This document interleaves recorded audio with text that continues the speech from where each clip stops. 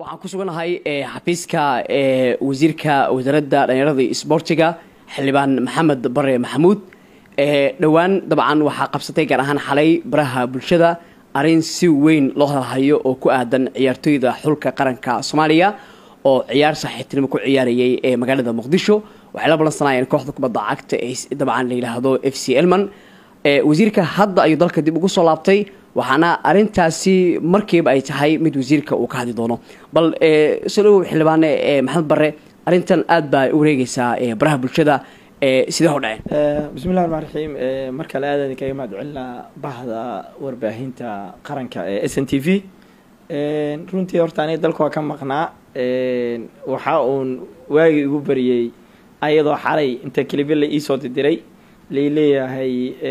arag clipkan markaan fiiriyeen nasiib daro waxaad moodaa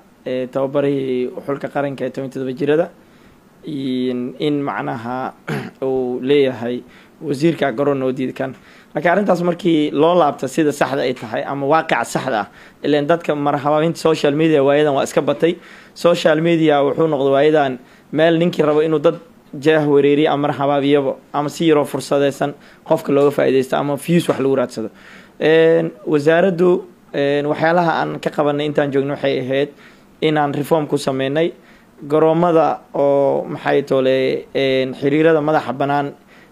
wasaaradda ka tirsan maxay toole ay gacanta ku wada hayeen ayaa waxay noo suura gashay muddo hadda laga joogo taqriiban 2 bil wax ku dhow inaan dib ula soo wareegno garoomadii dhammaan garoomadii wasaaradda ay lahaydna inay gacanta dawladda dib loogu soo celiyay dawladana ay maamuleysay sida adduunka standardka ah garoomada dawladda iskala dawladana maamusho laakiin waxa ku wada shaqeeyo mar walba xiriirka markaas wada shaqeynta kala dhaxayso hadii football ay tahay garoomadan waxa ma taqaanaan kala macaamilna gudoomiyaha xiriirka kubadda cagta hadii ay tahay handball iyo basketball waxa kala macaamilna sida ay tahay waxa dhacday garoomada hadda football ka haysano 3 garoon waaye waxaan kaloo arkay in la dhahay garoonka weyn loo diiday wax horta garoon weyn la ma jiro 3 garoon hadda anay qabnaa magaalada Muqdisho saddexdooduna waa standard oo FIFA wada dhisto wada standard FIFA waaye yani standardization ka ay ku dhisan yihiin oo macnaha oo lagu qiimeynta lagu sameeyay ama aqoonsiga lagu siiyay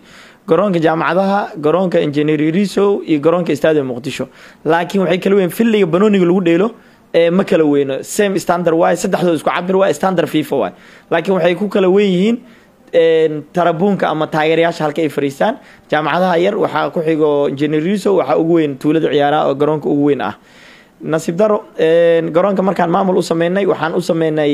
sida barsimaadka ay ahaan jirtay agaasimaha waaxda garoomada waaxda garoomada wuxuu leeyahay garoon walba wuxuu sii leeyahay maamulo garoon garoonka waxaan u sameynay jadwal waa meel marka loogu talagalay ummadda Soomaaliyeed ee dawladda ay mataqaana gacanta ugu hayso si nidaam iyo maamul ahaan habraac nidaam maamuleed loo sameeyo la soo raaco ayadoo markay ay taas jirtaan nasiib daro waxa dhacday shalay garoomada jadwalkooda waxa ku kala jiray maanta waxa loo balansanaa in la dhiilo ciyaarta finalka aheyd ee degmooyinka gobolka Banaadir iyo deegaanada ku hareeraysan waxa final u fadhiyay marka oo shalay alminteena labada garoonba gubadley oo ku alminteenaysay engineeriso oo codsato aan siinay sidoo kale warta nabadana waxaan siinay garoonka oo stadium Muqdisho waxa dhacday marka ayadoo aan war laga heenin ayaa waxa la arkay hal mar xulka qaranka 17 jirada iyo kooxda Elman Seeraada oo ciyaar friendly match dheelin inta basas iska soo qaateen garoonka iska soo dhax istaageen markii la weydiiyeen yaa wax u soo sheegteen oo agaasimaha uu weydiiyay wax u soo sheegteen maya waxaan rabnay inaan isaga dheelin friendly match waa loo sheegay waxa la yiri garoonka waxa ku jirto warta nabadda oo Britole u bokiman ayadana Britole waxay dheelaysay ciyaarta final game-ka ciyaarta ugu dambeysay koobka degmooyinka gobolka Banaadir iyo deegaanadiisa waxa lagu yiri marka garoomada waa buuxaan xataa hadaad horey noo soo sheegi lahaydeen waxaan sameyn lahayn jaamacadaha waxaan geel lahayn maxay toole xulkan warta nabadda saas waadi ku sii lahayn laakiin bil munaasaba hadda garoonka occupied way ma banaano waxa sameeyay maadaama friendly match iska tahay anytime la dheeli karo Britol iska dheela ciyaarta biri qabsada waa sidii inta markii loo sheegay agaasimaha maamul garoomada u sheegay kadibna waxaan dhacday inay ku laabtaan maxay toole garoonka jaamacadaha nasiib daro koox dhalinyaro aan ma dhihi karo weeriyaal waaye laakiin aan is dhihi karo dhalinyaradan baraha bulshada ama views wax ku raadiye ayaa inta coachka tahay arrintan waxay leedahay views fiican ee wasaaradda eeday wasiirka eeday waxa tiraahdaa xulka qaranka waxa loo diiday garoonka jaamacadaha hadii ay joogaan waa garoon dawladeed waaye garoon shakhsi ma private maahan annaga siina wasaaraddaas siisay garoonkaas waxa waaye xerada ay ku tababartaan xerada ay mataqaana deegaan ahaan tababarka ku qaataan dabcan waa u baahan karaan xulkeena qaranka garoon views badan engineers u baahan karaan insaadu muqdisho u baahan karaan kaliya waxaan ka rabnaa macalinka asoo xaq u leh inuu habraaca soo raaca oo nin maamulo waaye nidaam sports yaqaano waaye haddii shalay garoomada iska Jantargon maanta ma aha maanta waxa waaye nidaam ay leedahay waxay leedahay kala dambeyn agaasimee leedahay agaasima hadduu soo maro cid u diidaysa malaha qof walba muwaadina laakiin haddii la dhaani muwaadina ahay 15 milyan oo Soomaalidu wada muwaadiniin waaye nin walba inta banooni iska soo qaatay garoonka iska soo galo xogaa waxay noqonaysaa kind of fraud ay noqonaysaa marka waxaan leenahay arintaas arin waxay iska ahayd oo si qaldan loo habaabiye laakiin nasiib wanaag